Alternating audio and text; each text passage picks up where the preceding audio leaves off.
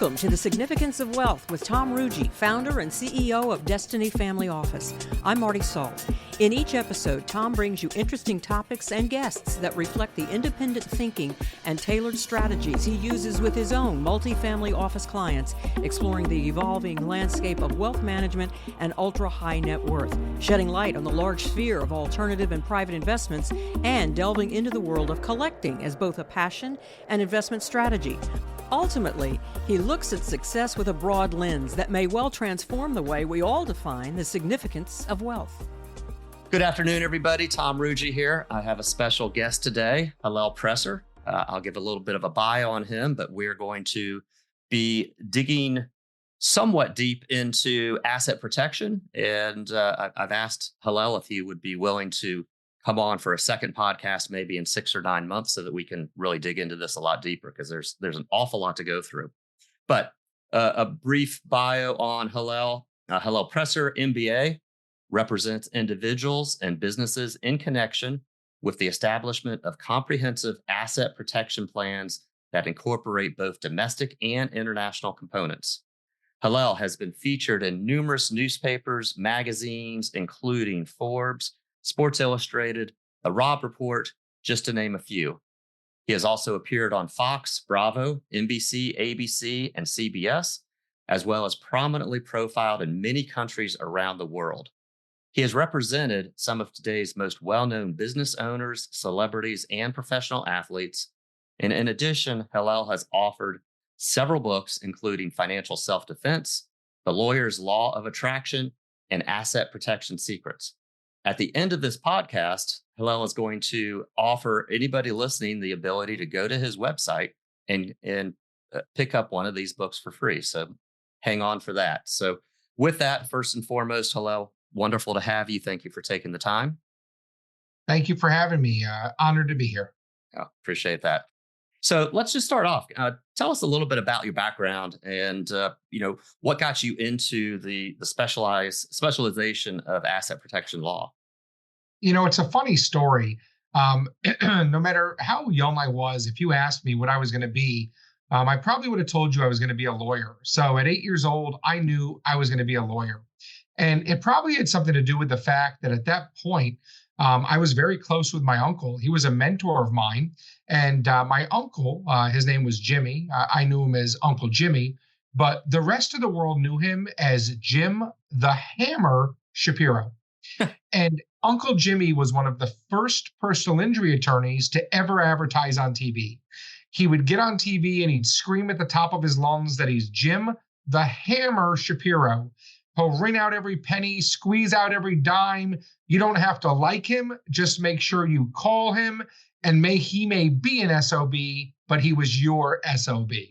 And imagine it's a good marketing stick. This was, today this is the norm, right? But this was 30, 40 years ago in upstate New York. So, if you asked me back then, I probably would have told you I was going to be a personal injury attorney. I would have followed in Uncle Jimmy's footsteps. But, fast forward, many years later, I found out about this thing called asset protection. I never heard about it before.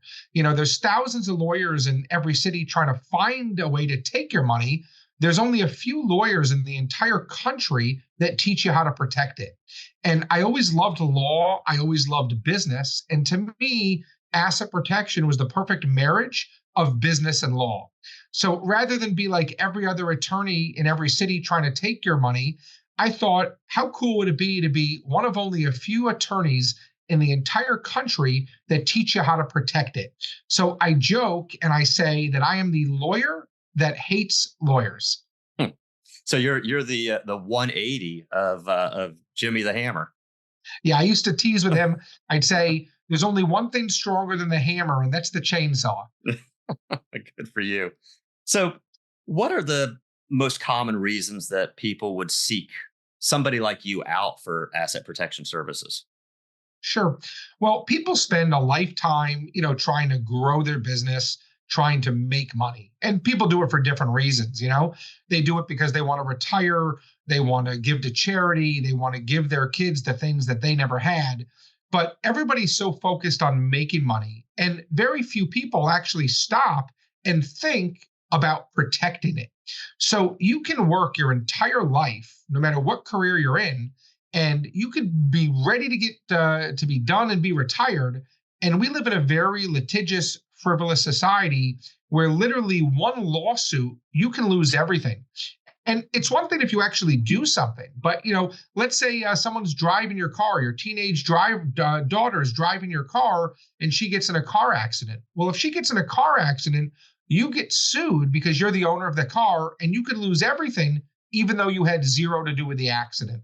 So the challenge I give to everybody is for every 60 minutes you spend making money, just stop and spend 60 seconds thinking about how to protect it. That's a great way of putting it.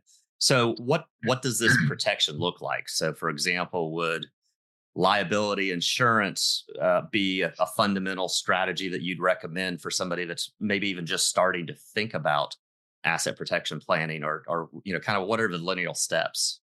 So I don't know if you know a lawyer's favorite answer, which is it depends. And it does depend, right? I don't like to do any cookie cutter work. Everything I do is individualized, customized, and tailored. Look, when it comes to insurance, I tell people buy as much insurance as you can. It's cheap. It helps you sleep at night. But understand that the insurance companies are one of the most profitable industries in the world. And it's not because they pay every claim. If you go downtown in the city, in any city, they probably have their name on one of the biggest buildings. My dad used to tell me growing up, he'd say, if you ever read your insurance policy, there's a page or two of what's covered and then 30 pages of exclusions. My dad would use the term, the big print giveth, the small print taketh away. So I like love that. insurance. I think you should have it as a first line of defense. But when it comes to protecting what you worked your whole life to obtain, that's not good enough. There's so many exclusions. Like in Florida, I had someone threaten to sue me. I own a lot of real estate, and I had a $10 million umbrella policy. Well, inside that policy, one of the exclusions was that mold was only covered up to $5,000. So I like insurance. It's your first line of defense, but you need layers, you need firewalls, you need belt and suspenders. So it's not enough. You want to have an asset protection plan to supplement your insurance. Makes a lot of sense. So I think a lot of times when people think about asset protection planning, they're thinking about it in the form of estate planning. So is there, from your point of view, is there a difference between asset protection planning and estate planning? And then also, assuming, I know the answer that there is a difference, but how are they intertwined? Absolutely. So first of all, a simple way that I like to explain the differences is very straightforward. Asset protection deals with life. Estate planning deals with death. Asset protection deals with life. Estate planning deals with death. So estate planning, which many people know about, okay, those are things like wills, trusts, powers of attorneys, healthcare surrogates. All of that, or the majority of that, deals with death. So estate planning deals with when you pass away, how do you get your assets to go where you want them to go quickly, privately, and hopefully with the least amount of taxes and lawyer fees that are possible. On the other hand, asset protection deals with life. Asset protection deals with how do you take your chips off the table? How do you become uncollectible and judgment proof? How do you protect what you've worked your entire life so hard to obtain so you do have something to pass on? So while estate planning deals with death and passing assets on when you're gone, asset protection deals with life and protecting assets while you're alive so you have something to pass on. But the integration is key. A good plan doesn't just take into consideration asset protection and estate planning. It also takes into consideration tax planning, business succession planning, financial planning, accounting, insurance. So when I work with a client, what my goal, what my outcome hopefully is that while they are alive, we have taken the chips off the table and they're uncollectible and judgment proof. However, when they do pass away, the assets go where they want them to go quickly, privately, less taxes and less lawyer fees. So I know the answer to this because we have some mutual clients together, but just for the audience. So working with somebody like yourself or within your practice, you evaluate and plan for both the asset protection planning as well as the estate planning? Or is it more of combining with another attorney that focuses 100% on estate planning? Lawyer's favorite answer. It depends. And again, I'm joking, right? But look, in-house, we have estate planning attorneys. They have their LLM, their master's in estate planning. They teach estate planning. They've practiced for 30 years. We have tax attorneys we work with, tax specialists, business succession planning specialists. So we do have all those people, but people come to us for asset protection. The reason that I have those people is to make sure that they have an integrated plan. So can I help someone with an estate plan or a tax plan? Absolutely. But more than likely, they're coming to me for asset protection planning. And a lot of times people come and they already have an estate plan or they already have a tax plan. So do I have those professionals within the firm? Yes. Can we help people with those types of planning? Absolutely. But more so, I have them here so we can integrate their asset protection plan with their estate plan and their tax plan. And oftentimes they come, they have a great estate planning attorney they've worked with for 30 years, no problem. We don't want to step on their toes. We work hand in hand. We have a whole trusted advisors department. We work as kind of the financial quarterback to make sure that the asset protection goes hand in hand with any other planning that they're doing or have done in the past. Perfect. So understanding that, what do you see across your desk as some of the misconceptions that people have regarding asset protection planning? There's a lot of them. Number one, like we talked about, that insurance is enough. Again, insurance is a great first step, but it's absolutely not enough.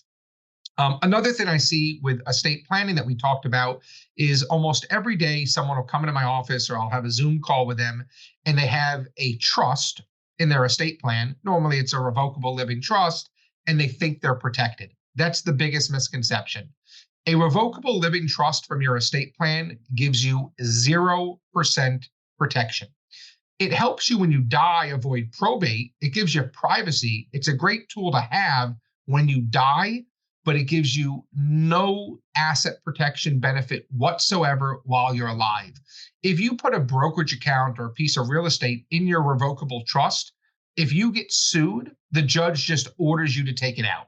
So a revocable living trust that's part of your estate plan will not help you, not even 1%.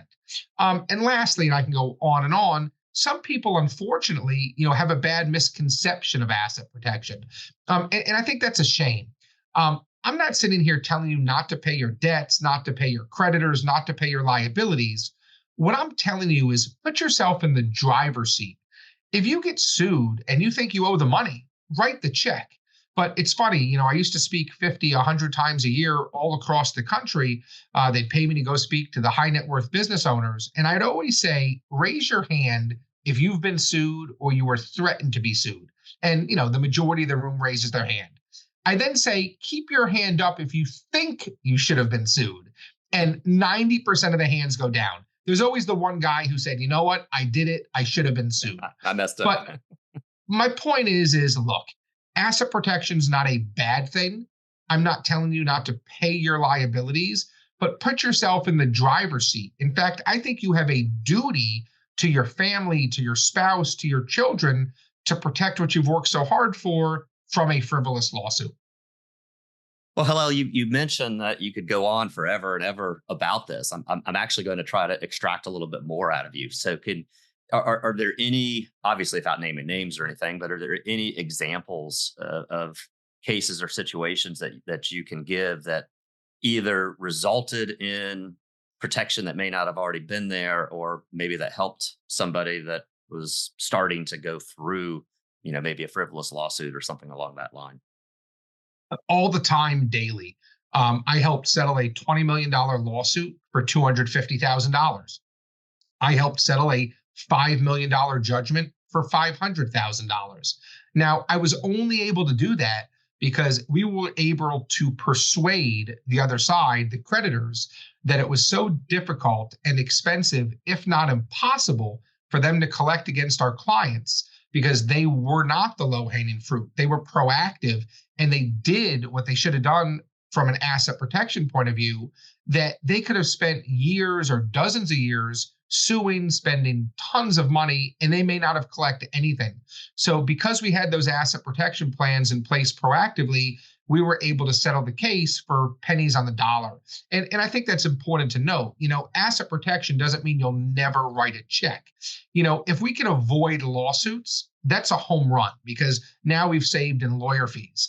So if we can even save you from being sued once, grand slam. If you do get sued, because if somebody wants to sue you, they're going to sue you. If we can then use that plan to settle for 10, 20, even 30 cents on the dollar, again, that's still a victory.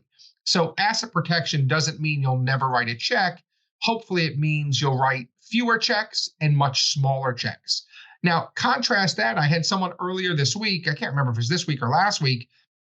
He came into me, he went through a lawsuit.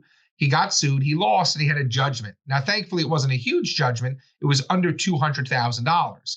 And, at that point, there's nothing I could do to help him because it was after the fact. So, you don't go buy the car insurance after the accident. You don't go buy the life insurance after the death. Really, really important if you want things to work to do things proactively.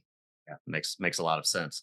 So I would imagine, just based on my interactions with you and even your bio that you work with, an awful lot of high net worth, ultra high net worth individuals. Is asset protection planning only for the high net worth, ultra high net worth, or is it really something that's a necessity for even, let's call it, the mass affluent? Yeah, I would tell you that the less you have, the more important it is. And, I'll give you the example. Take a professional athlete. We've represented, 30, 40, 50 NFL, NBA players. NFL player signs a contract for $40 million. If he gets sued for $5 million, he's not happy, but he still has $35 million left. Take the school teacher that saved up, $200,000, $300,000, $400,000 over their entire career. If they get sued for $1 million, they're wiped out. It's catastrophic. There's no coming back.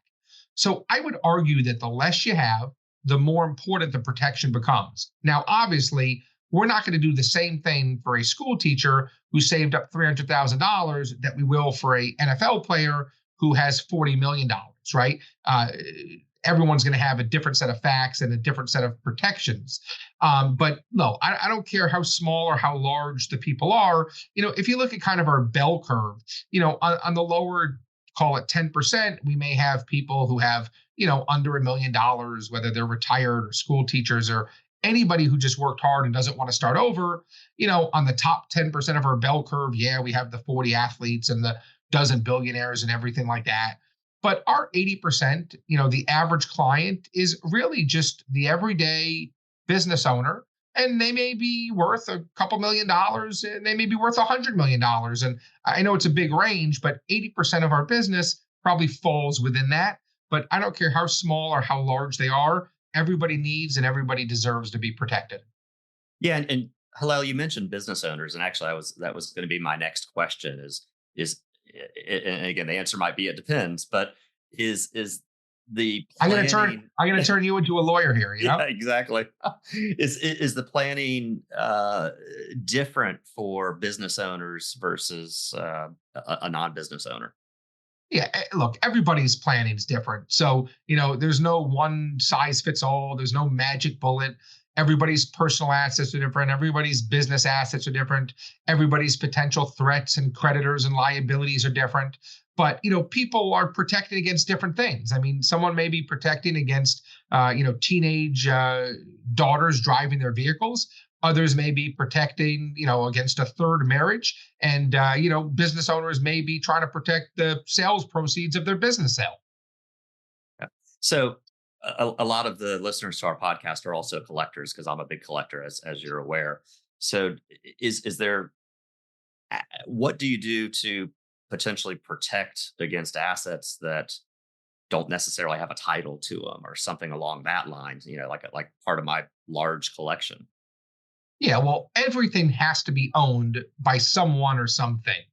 In fact, it's funny, I've helped thousands of people. I can't make up the stories. I'd like to think that I've seen it all. I had someone get mad at me. This was, 10, 15 plus years ago because I didn't talk about their comic book collection, which right now, I'm very in tune with because people have so many different assets. They have arts and antiques, they have furniture, they have jewelry, they have crypto. I mean, assets come in all different shapes and sizes, but everything has to be owned by someone or some entity. So if you have $1 million comic book collection, or if you have $1 million designer wardrobe, I don't care what the asset is, there's a way to put that in some sort of protective entity where lawsuits cannot get to it. Okay.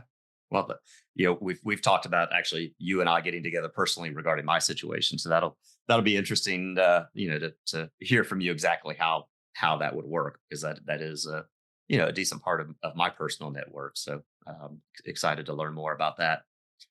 Any other case studies? Any real life examples of where asset protection strategies made a significant difference because of the way they were structured? Or Yeah, I mean, I could go on and tell you countless, war stories of when we were able to help a client. I think the better stories are when you weren't able to help a client, because that's what we learn from. And it happens to everyone. I won't use obviously any names or anything like that, but I know someone, really, really great guy, and he was an attorney. And I'm going to make the story very, very short, and I'm going to save all the gruesome details. But, his daughter was driving his car, wasn't doing anything wrong. The daughter got hit by a drunk driver. Okay. Daughter severely injured. Thank God she's okay now. Person in her car actually passed away. Oh, wow. When her car got hit, her car flew into 2 other cars. And those 2 other people had, the minor back pains or neck pains and that type of thing. Well, the lawyer, the father, okay, had so many medical bills, so many legal bills, went after the drunk driver. The drunk driver had no insurance. To make it worse, the 2 cars that the lawyer's daughter's car flew into that got hit, they sued the drunk driver. Of course, the drunk driver had no insurance. They then sued this girl's father, the attorney. Now, the girl's father, the attorney, did nothing wrong except the car was titled in his name. And if there's ever a car accident, there's 2 people who can be sued: the owner of the car and the driver of the car. So one of the biggest easy things to do, if we learn nothing else from talking today, it's how to title your vehicles. Your car should only be titled to the primary driver. What does that mean? If there's a husband and wife, whatever car the husband drives 80% of the time, it should be in his name and his name alone. Whatever car the wife drives 80% of the time, it should be in her name and her name alone. I get it. The husband may move the wife's car. The wife may move the husband's car once in a while. I get it. But you don't want to put both names on the title of the car, and the title should only be to the actual driver. Because if the husband's name is titled to a car and the wife's driving it, the wife gets sued as the driver, the husband gets sued as the owner. Now think about this for a business, right? All the business owners throw their cars in the business name because they want an expense. What happens if you get in a car accident on Saturday night, going to Outback Steakhouse? Because you're driving the car, you get sued. Because your business owns the car, you just put your entire business at risk. So there's ways where you don't title the car to the business, but you can still get the expense. But if we learn nothing else today, it's how to title vehicles, your personal vehicles, which should only be titled to one person, which is the primary driver. Yeah, and you've already mentioned it, but something I learned a long time ago, which is the importance of having your child or children's cars titled in their name as well.